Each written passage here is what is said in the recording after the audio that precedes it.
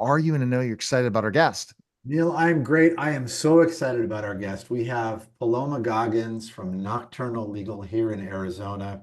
And Paloma, how are you today? I'm doing well, thank you. Thank you for having me. Oh, it's our pleasure. Absolutely. So Scott, let's go ahead and let's go and get started learning about Paloma. Yeah, absolutely. So Paloma and I connected last year on LinkedIn, and she actually connected with me, which is very exciting for me because it was one of my first professional, when I was stepping out connections, and I was so excited to make that connection, Paloma. I have several questions for you. I want to talk to you about your law firm. So let's start at the top. What inspired you to start Nocturnal Legal?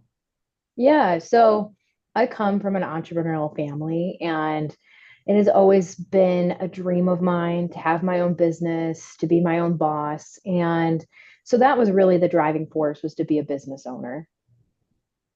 Okay. I mean, so and why this business then? If it's to be a business owner, yeah. Yeah, yeah. Well, I mean, blood, sweat, and tears do go into law school. So, wasn't going to just abandon my law degree unless I really felt it was something that a business was calling my name. But I think that having a law practice, it really allows me. So, backstory on me, before going to law school, I was really interested in pursuing a PhD in psychology, and my goal was to become a therapist of some kind, potentially a professor on the side. I had like this whole vision, right? And I think the two things that are very tied together about owning a law practice, especially in corporate law, and being a therapist, is that you spend a lot of time guiding people, providing them solutions to their problems. And so, kind of by default, I get to stretch my psychology degree from undergrad a little bit when talking with clients and helping them kind of emotionally go through the M&A process. Okay. So why? So tell me about Nocturnal. I mean, what prompted the name Nocturnal Legal? I'm very curious about that.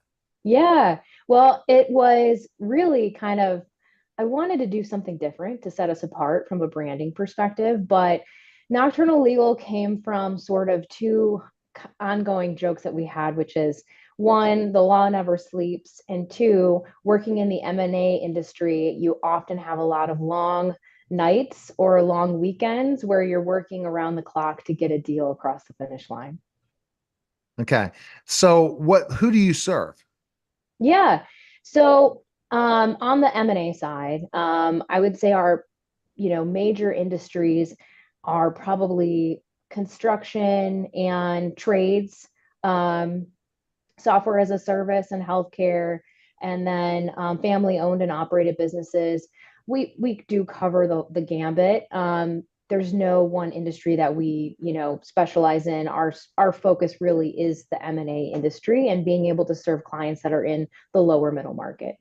So what is that industry? I don't understand that. Define that. Oh yeah, the you're talking about the lower middle market No, part. the MMA, either the one you were saying. Yeah. Oh yeah. So pretty much in the world of merger and acquisitions, we help people buy and sell businesses. And so someone who is, for example, a common client that we work with is someone who's planning for retirement, has created a business and grown it substantially over the past 20, 40 years, and is looking to essentially cash in on this business that they've built into a success as their retirement plan.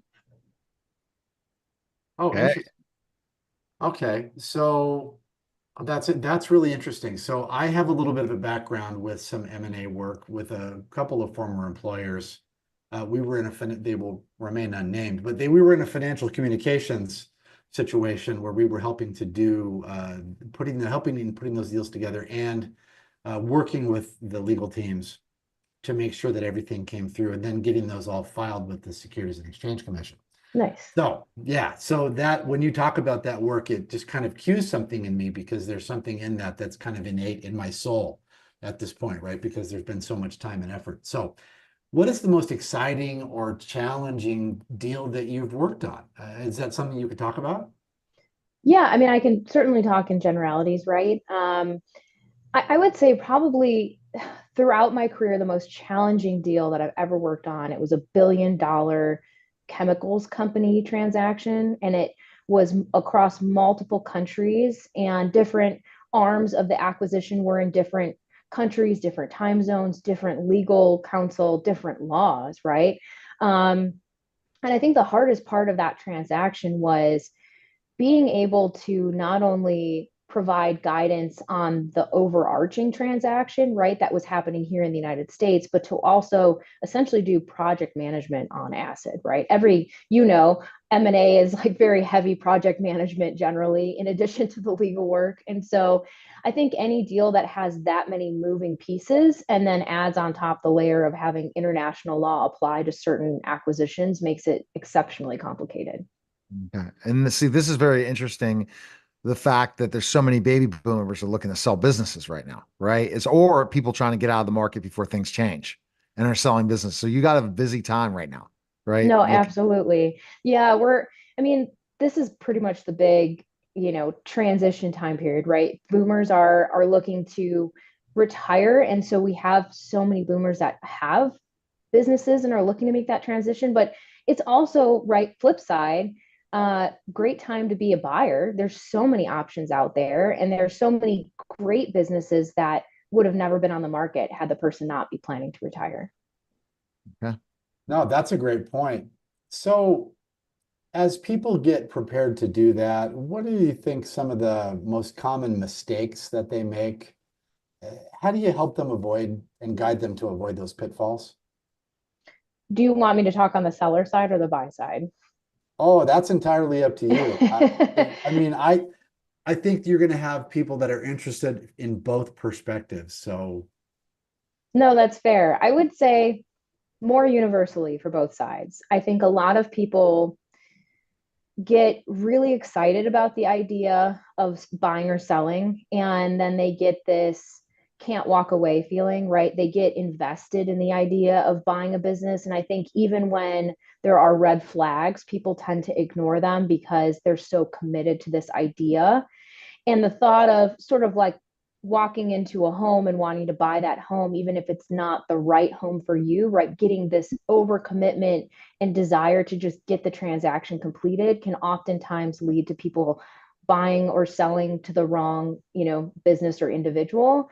Um, and I think same side of that coin is rushing, right? There are so many people that are looking to get the deal done as fast as possible. And while there is an element to this where we want to avoid deal fatigue, because deal fatigue is real. People get sick of negotiating, people decide to walk away. I think, anybody who's like, I want to, negotiate and close this deal in 30 days or less, I think that's rushing, right? If it works out that we get it all done in 30 days, great. But if we continue to push to just do things as fast as possible, I think that also leads to potential issues in the documents or people, giving up on points that maybe they shouldn't in terms of negotiation.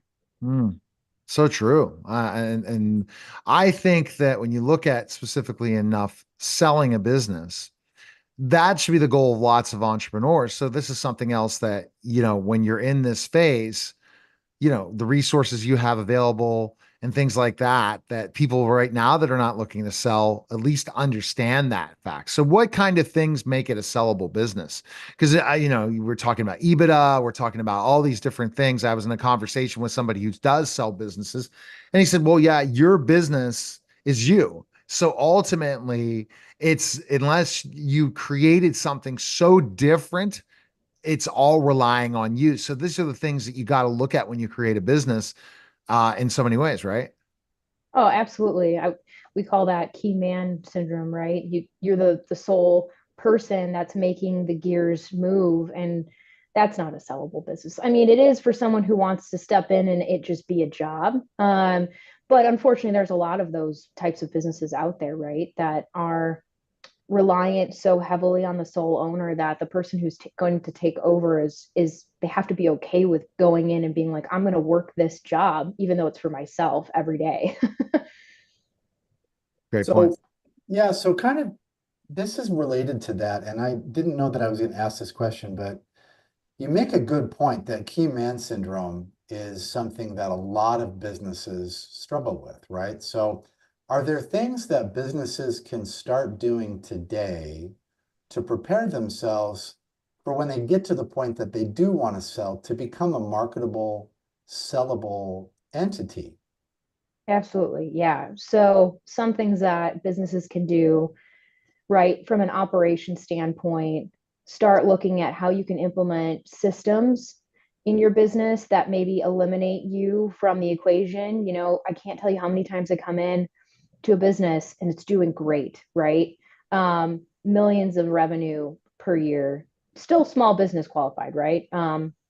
But the main business owner is so tied to every single process from contract approval to billing to going on site to certain clients. I'm like, at some point you have to delegate, right, start getting your team capable of operating the business in ways that maybe eliminates your involvement on a daily basis, and b, come up with systems and processes that allow you to take a step back. I always tell my clients that are like, oh yeah, I'm thinking about selling in the next 3 to 5 years.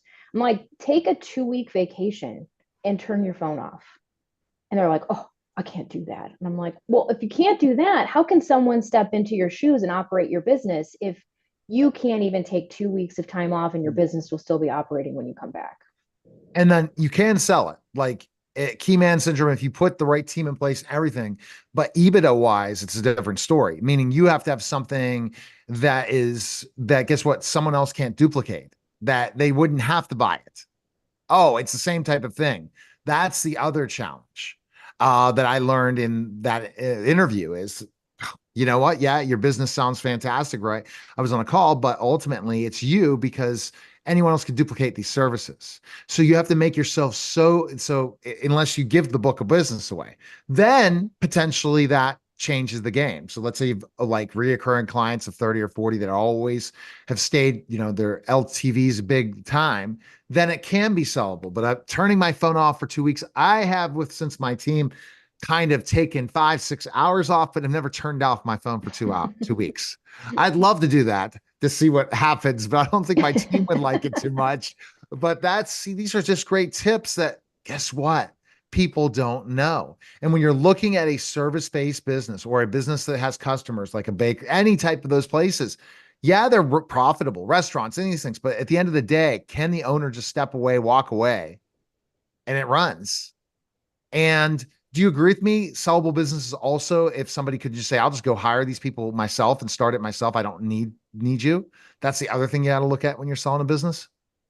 I'll play devil's advocate in that I feel like a lot of times buying a franchise feels that way. I'm like, why would you be beholden to this larger corporation that's not going to pay for your advertising? You're going to pay them, a mafia fee every month, right?